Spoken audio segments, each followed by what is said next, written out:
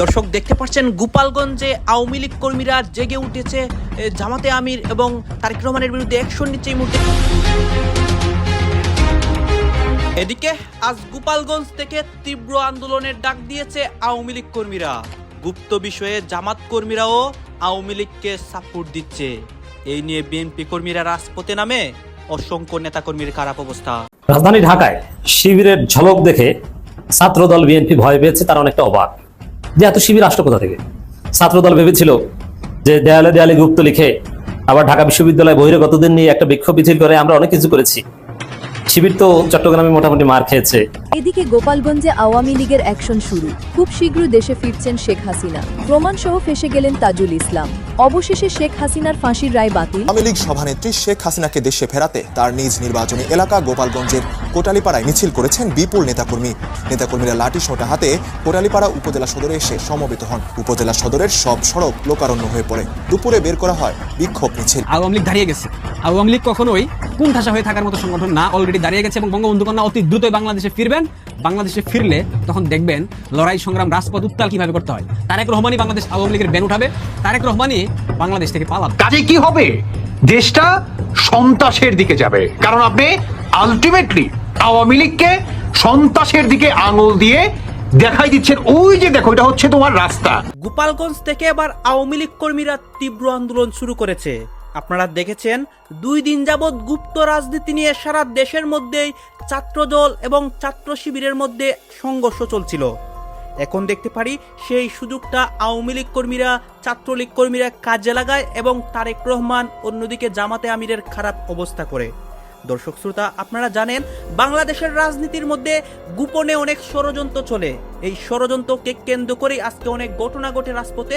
সবকিছু দেখানোর চেষ্টা করবে এই একটি ভিডিওতে। আপনারা সম্পূর্ণ ভিডিওটি ধারাবাহিকটি কন্টিনিউ করবেন। 52% মানুষের, একটু লক্ষ্য করে শুনবেন, এই 52% মানুষের আমাদের বাংলাদেশের যে সংসদ রয়েছে সেই সংসদে তাদের কোনো প্রতিনিধিই নাই যে তাদের দুঃখ কষ্ট নিয়ে কথা বলবে। তার সবচেয়ে বড় প্রমাণ কি জানেন? এই যে আজকে আওয়ামী লীগের আপনার কর্মীদের যে পোলাপান বাচ্চা কাচ্চা রয়েছে, তারা বিভিন্ন প্রতিষ্ঠান থেকে, মানে শিক্ষা প্রতিষ্ঠান থেকে তারা বঞ্চিত হচ্ছে, তাদেরকে বের করে দিচ্ছে, তাদেরকে শিক্ষা গ্রহণ করার জন্য সেই জায়গাটি বা সেই স্পেসটি দিচ্ছে না। কাজে কি হবে? দেশটা সন্ত্রাসের দিকে যাবে, কারণ আপনি আলটিমেটলি আওয়ামী লীগকে সন্ত্রাসের দিকে আঙুল দিয়ে দেখাই দিচ্ছেন, ওই যে দেখো এটা হচ্ছে তোমার রাস্তা। সেই রাস্তাটা কি জানেন? One and only mafia. কারণ আলটিমেটলি আপনি আওয়ামী লীগকে আন্ডারগ্রাউন্ডে ফেলে দিয়েছেন। তারা রাজনীতি করতে পারবে না, তারা মিছিল করতে পারবে না, তারা মিটিং করতে পারবে না। এতে কি হবে? বাংলাদেশ অস্থিতিশীল হবে, কখনো আপনার শান্তি নিয়ে আসবে না। বাংলাদেশের জনগণের ভিতরে শান্তি কখনোই আসবে না। আসবেই বা কিভাবে? 52% মানুষকে আপনি বাদ দিয়ে একটি সংসদ করে ফেললেন রাজাকারদের নিয়ে, সেখানে শান্তি না আসারই কথা, তাই কি নয়? দেখেন এই সংসদে এই যে আওয়ামী লীগের কোনো প্রতিনিধি নাই, কোনো মানুষ নাই যারা নাকি আওয়ামী লীগকে নিয়ে কথা বলবে, যারা আওয়ামী লীগের আপনার অভাগা নেতা কর্মীরা যারা নাকি বর্তমান জেলে রয়েছে তাদেরকে নিয়ে কথা বলবে, মিথ্যা মামলা যাদেরকে আপনারা গ্রেফতার করছেন তাদেরকে নিয়ে কথা বলবে। এই সংসদ কি আওয়ামী লীগের? এই সংসদ কি বাংলাদেশের 52% মানুষের? এই সংসদ কার? আপনারা আলটিমেটলি বাংলাদেশের প্রায় অর্ধেক মানুষকে বাদ দিয়ে একটা সংসদ করলেন, মানে বাংলাদেশটাকে আপনারা 2 ভাগ করে ফেললেন। এই হচ্ছে আপনার পাকিস্তান, আর হচ্ছে তথাকথিত মুক্তিযোদ্ধা মানে বিএনপির কথা বলছি, আর এটা হচ্ছে পিওর বাংলাদেশ। এই হচ্ছে আপনারা গোটা বাংলাদেশকে 2 ভাগে ভাগ করে ফেললেন। রুমিন ফারহানার কথাটা হচ্ছে আলটিমেটলি এই জায়গাটায়, বুঝতে পারছেন? রুমিন ফারহানাকে সেলুট জানাই। উনি সত্যি একজন চমৎকার একজন মানুষ ভাই, যে মানুষ বর্তমান বিএনপির আপনার একদম মানে পেন্ট পাইনা হেচড়া খুইলা ফেলতেছে। রাজধানী ঢাকায় শিবিরের ঝলক দেখে ছাত্রদল বিএনপি ভয় পেয়েছে, তারা অনেকটা অবাক যে এত শিবির আসলো কোথা থেকে। ছাত্রদল ভেবেছিল যে দেয়ালে দেয়ালে গুপ্ত লিখে আবার ঢাকা বিশ্ববিদ্যালয় বহিরাগত দিন নিয়ে একটা বিক্ষোভ মিছিল করে আমরা অনেক কিছু করেছি। শিবির তো চট্টগ্রামে মোটামুটি মার খেয়েছে, পায়ের গোড়ালি কেটে নিয়েছি, তা আমরাই তো জিতে গেছি না। শিবির বসে থাকছে না। শিবির বিএনপি ছাত্রদলের হাতে হারিকেন ধরিয়ে দিয়েছে। বাংলাদেশ ইসলামী ছাত্র শিবির ঢাকা শহরে বিশাল বিক্ষোভ মিছিল করেছে। ঢাকায় শিবিরের বিক্ষোভ মিছিলে শিবিরের গর্জনে ঢাকা উত্তাল। এটা একটা শিবিরের ঝলক। এবং এত শিবির দা কেড়েছে, এগুলো দেখিয়ে শিবিরকে এক বিন্দু পরিমাণ ভয় দেখানো যায়নি। শিবির জেগে উঠেছে দর্শক। এবং শিবির নেতারা যে ভাষায় বক্তব্য দিয়েছে এবং যে স্লোগান হয়েছে শিবির মিছিল থেকে, এটা এখন মাননীয় প্রধানমন্ত্রী স্নেহের শিশু মুক্তিযোদ্ধা জনাব তারেক রহমানের মান সম্মান নিয়ে টানাটানি। দর্শক, শিবিরকে গুপ্ত বলতে যে, গুপ্ত লিখতে যে ছাত্রদল তারেক জিয়ার মান সম্মান যায়। এক বিষয় হচ্ছে যে এখন যেসব জায়গায় গুপ্ত লিখেছে ওই সব জায়গা নিয়ে শিবিরের ছেলেরা, সাধারণ শিক্ষার্থীরা টিকটক করছে এবং এরা গুপ্ত বানানো শুদ্ধভাবে লিখতে পারে না। এস এম ফরহাদ বলেছেন যে লিখতে পারবে কিভাবে, সে 2004-05 সালে ভর্তি হয়েছে, ফেল করে খাতা কলম নিয়ে তো চলে না, পড়াশোনা করে না, হাতে তাকে দাকিরিস, পারবে কিভাবে, গুপ্ত লিখতে পারে না, বানান লিখতে পারে না, দেয়াল লিখতে গিয়েছে। শিবির গুপ্ত যাদের অবস্থান তাদের বাড়ি পাকিস্তান।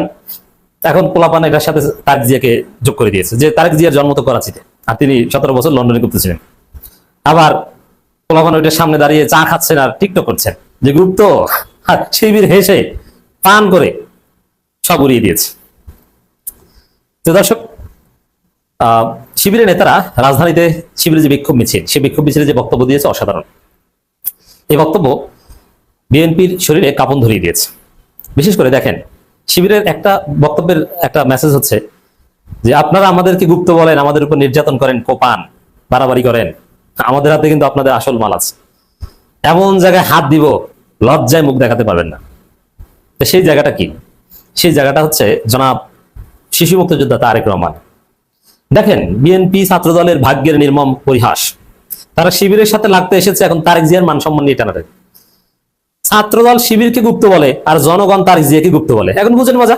এবং শিবির নেতারাও তারেক জিয়াকে গুপ্ত বলেছে, লন্ডন ফেরত। এবং শিবির নেতারা সালাউদ্দিন আহমেদকে শিলং সালাউদ্দিন বলছে। অতএব ইট মারলে পাটকেল খেতে হয়।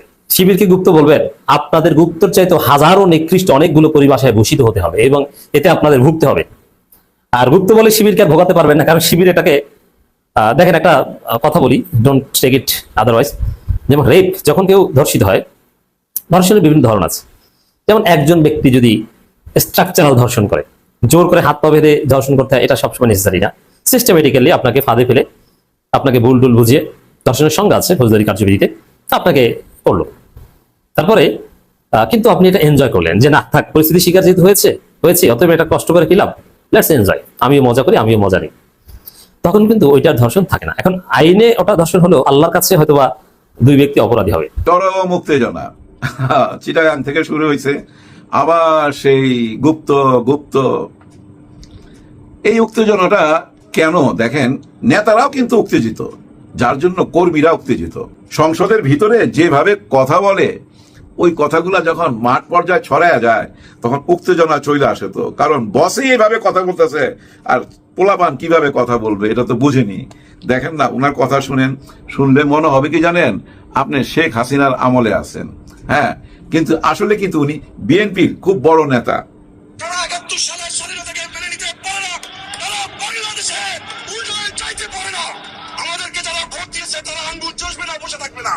যারা ৭১-এর বাংলাদেশের স্বাধীনতা চায় নাই, পারে নাই, পারে না, তারা কি আঙুল চুষবে? যখন আপনি এইভাবে কথা বলবেন তখন কর্মীরা উত্তেজিত হয়ে যায়। তো হ্যাঁ, ওরা কি আসলে আঙুল চুষবে নাকি? না, ওরা হাতের মধ্যে কিরিচ নিয়ে নেয়, দা বটি যা কিছু নিয়ে নেয়, নিয়ে রাস্তায় নাইমা পড়ে, পায়ের গোড়ালি কাইটা ফেলে, আলাদা কইরা ফেলায়। দেখেন, গতকাল কি এই ঘটনা ঘটছে, আবার যে ঘটাইছে সে আইসা এখন বলতেছে অনলাইনে, না ওইটা তো আমার না, ওই কিরিচটা আমি রাস্তায় কুড়ায় পাইছি, ওইটা শিবির ফালাইয়া গেছিল, ওইটা আমি নিয়ে থানায় যাচ্ছিলাম জমা দিতে, তখনই সাংবাদিকরা আমার ছবি তুইলা ভাইরাল কইরা দিছে। চিন্তা করেন কি যুক্তি দাঁড় করাইছে। আসলে হয়েছে কি জানেন, এই দেশটা এভাবেই চলবে, থামাইতে পারবেন না। কারণ বড় বড় মাথাগুলাই তো ঠিক হয় নাই, পোলাপান আর কি ঠিক হবে? পোলাপানরা ওরকমই থাকবে, এই পক্ষে বলবে তোরা গুপ্ত গুপ্ত, আর এই পক্ষে বলবে তোরা খাম্বা খাম্বা। হ্যাঁ, দেখেন গিয়া সমস্ত রাস্তায় রাস্তায় খাম্বার মধ্যে না গুপ্ত লেখা রেখে গেছে রাত্রের বেলা। খাম্বার মধ্যে যদি গুপ্ত লেখা থাকে কেমন দেখায়? আর খাম্বা কথাটা তো এখন বুঝে নিত ভাই, কাউকে বললে খেপা যায়, খেপা উচিত, কারণ এটার সাথে বিরাট বড় একটা কলঙ্ক জড়িত, সেটা সামনে চলে আসে। আর গুপ্তরা যে কেন বলে এটা আপনারা জানেন। এই কথাটা আমাদের মাননীয় প্রধানমন্ত্রী প্রথম মুখ দিয়ে আনছিল, ওই যে লন্ডন থেকে আইসা 300 ফিটে যে ভাষণটা দিছিল, ওইখানেই কিন্তু উনি গুপ্ত কথাটা বলছিল। এরপরে ধীরে ধীরে এটা ছড়ায় গেছে। কিন্তু আমি বলি কি জানেন, গুপ্ত কথাটা বিএনপির মধ্যে একটা আতঙ্ক সৃষ্টি করছে। হ্যাঁ, বিএনপির ভিতরে এই গুপ্ত কথাটা আতঙ্ক সৃষ্টি করছে। কিভাবে জানেন? অনেকেই আছে বিএনপির মধ্যে ভাই, তারা অনেক কিছু মাইনা নিতে পারতেছে না, প্রতিবাদ করতে চায়। হ্যাঁ, প্রতিবাদ করতে চায়, যেমন জুলাই সনদ নিয়ে, এই গণভোট নিয়ে মুখ খুলতে চায়। মুখ খুলতে পারে না কেন? মুখটা খুললেই বলবে এই যে গুপ্ত গুপ্ত, এই জামাতের আমাদের মধ্যে ঢুকে গেছে, এই হলো গুপ্ত। ওই গুপ্ত কথাটা এখন বিএনপির ভিতরে আতঙ্ক সৃষ্টি করছে। তো ভাই, নাইলে এতদিন পরে কেন ওই গুপ্তের পিছনে আসবে? চিটাগাঙে কি করছে? ওইখানে দেওয়ালে কিছু লেখা ছিল, ওর নিচে যায় কাইটা কুইটা গুপ্ত লেখা দিছে। 5 আগস্টের পরবর্তী সময় ধরে রাষ্ট্রপতি শাহাবুদ্দিন চুপ্পুকে অপসারণের জন্য এবং পদত্যাগ করানোর জন্য কতই না কিছু করানো হয়েছে, তবুও কিন্তু রাষ্ট্রপতি শাহাবুদ্দিন চুপ্পুকে অপসারণ করতে পারেনি এবং পদত্যাগ করতে বাধ্য করতে পারেনি। অনেক মাস চলে যায়, ডক্টর ইউনূস সরকারেরও বিদায় হয়, তারপরে 12ই ফেব্রুয়ারি হয় মামু ভাইগনা নির্বাচন।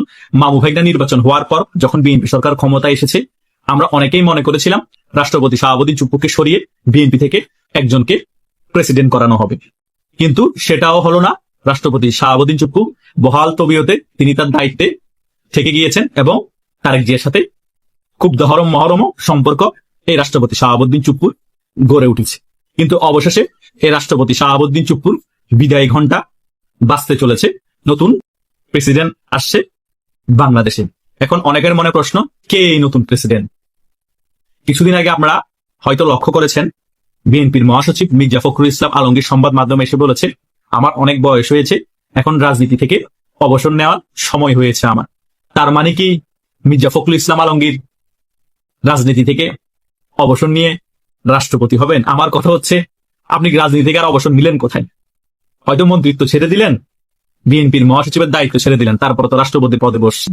আপনার আরো অবনতির জায়গায় উন্নতি হলো, তো আর আপনি রাজনীতি থেকে অবসর নিলেন কোথায়? যখন তিনি এই কথাগুলো বলেছেন, আমরা অনেকে বুঝতে পারিনি তিনি এই কথাগুলো কেন বলছেন। এখন বুঝতে পারছি, তিনি আসলে রাষ্ট্রপতি হওয়ার জন্যই এখন অধীর আগ্রহে বসে আছেন। হয়তোবা কয়েক মাসের মধ্যেই তিনি রাষ্ট্রপতি চেয়ারে বসতে পারে। এখন অনেকেই বিএনপির মহাসচিবের দায়িত্ব নেওয়ার জন্য বসে আছে অধীর আগ্রহে, কে হবে বিএনপির মহাসচিবের দায়িত্বে নতুন করে আসবে। এইদিকে মির্জা ফখরুল সারাদিন যার স্বপ্ন দেখে আমি রাষ্ট্রপতি হব। এখন মির্জা ফখরুলের মতো আরো অনেকজনই রাষ্ট্রপতি হওয়ার দৌড়ে এগিয়ে আছে এবং আলোচনায় আছে। খন্দকার মোশাররফ, রুহুল কবির রিজভির মতো আরো অনেক সিনিয়র বর্ষীয় নেতারা, তারাও রাষ্ট্রপতি হওয়ার দৌড়ে এগিয়ে আছে। কিন্তু মির্জা ফখরুল ইসলাম আলমগীরের কথা বার্তা দেখেই বোঝা যাচ্ছে তিনি দলের মহাসচিবের পদ থেকে পদত্যাগ করবেন এবং এখন স্থানীয় সরকার মন্ত্রণালয়ে আছে মনে হয় দায়িত্বে, সেটা থেকেও পদত্যাগ করবেন রাষ্ট্রপতি হওয়ার আগ মুহূর্তে। তারপরে তিনি রাষ্ট্রপতি পদে বসবেন, তারপরে বিএনপির মহাসচিব পদে নতুন করে আরেকজনকে নিয়োগ দেওয়া হবে। এখন অনেক কিছুই আলোচনা হচ্ছে, আদতে কি সত্যি সত্যি মির্জা ফখরুল ইসলাম আলমগীর রাষ্ট্রপতি হবে এবং বিএনপির মহাসচিব পদেও কি পরিবর্তন হবে কিনা, অনেক কিছুরই কানাঘুষা হচ্ছে। যতক্ষণ পর্যন্ত ব্যাপারগুলো আমরা হতে দেখবো না, ততক্ষণ পর্যন্ত আমরা 100% সিউরিটি দিয়ে বলতে পারবো না আদৌ কি ব্যাপারগুলো ঘটবে কিনা। কিন্তু আমরা যে সকল বিষয়গুলো নিয়ে পর্যালোচনা করছি এবং বিভিন্ন জায়গা থেকে বিভিন্ন তথ্য সূত্রে জানতে পেরেছি, বিএনপির মহাসচিবের পদের পরিবর্তন হবে এবং রাষ্ট্রপতি শাহাবুদ্দিন চুপ্পুকে সরিয়ে দিয়ে নতুন রাষ্ট্রপতি নিয়োগ দেওয়া হবে। এটা হওয়া প্রয়োজন, কারণ রাষ্ট্রপতি শাহাবুদ্দিন চুপ্পু আওয়ামী লীগের লোক। সে আওয়ামী লীগের জন্য কি করেছে এই 2 বছরের কাছাকাছি সময়? কিছুই করে নাই। অনেকেই বলতে পারে উনি বন্দুকের নলের উপর ছিল, এর উপর ছিল, সের উপর ছিল। ভাই, ওনার রিসেন্টলি বিভিন্ন কার্যকলাপ দেখে, বিভিন্ন বক্তব্য দেখে মনে হয়নি তিনি বন্দুকের নলের উপর থাকলো তিনি এই ধরনের কথাবার্তা বলতে পারে, কারণ উনি একজন বঙ্গবন্ধুর সৈনিক। উনি এত তাড়াতাড়ি হার মানার লোক না। কথা বুঝতে পেরেছেন? উনি জাস্ট রাষ্ট্রপতির পদে বহাল থাকার জন্য বিএনপির সাথে তেল মারামারি করা শুরু করে দিয়েছে। তবুও কি আর বেশি দিন দর্শক আপনারা তো দেখলেন এখানে কি কথা হচ্ছে, অনেকে কিন্তু অনেক কথা বলতেছে, অনেকে আলোচনা করতেছে, অনেকে সমালোচনা করতেছে দেশের বিভিন্ন অবস্থা এবং পরিস্থিতি নিয়ে। বিশেষ করে এখানে আমরা দেখতে পাচ্ছি দেশের রাজনীতির প্রেক্ষাপট নিয়ে কথা হয়, আরও অনেক বিষয় নিয়ে কথা হয়ে গেছে। এই বিষয়গুলো দেখে এবং দেশের রাজনীতির প্রেক্ষাপটগুলো নিয়ে আপনার মন্তব্য কী? আপনার গুরুত্বপূর্ণ মন্তব্যটা অবশ্যই আপনারা আমাদের কমেন্ট বক্সে লিখে যাবেন। সর্বশেষ আপনাদের কাছে আমাদের একটা রিকোয়েস্ট থাকবে, আপনারা আমাদের চ্যানেলে নতুন দর্শক হয়ে থাকলে চ্যানেলটি সাবস্ক্রাইব করবেন এবং পাশে থাকা বেল বাটনটি পাওয়া যাবেন, যাতে করে নেক্সট ভিডিওটা সবার আগে আপনাদের কাছে পৌঁছে যায়। ধন্যবাদ।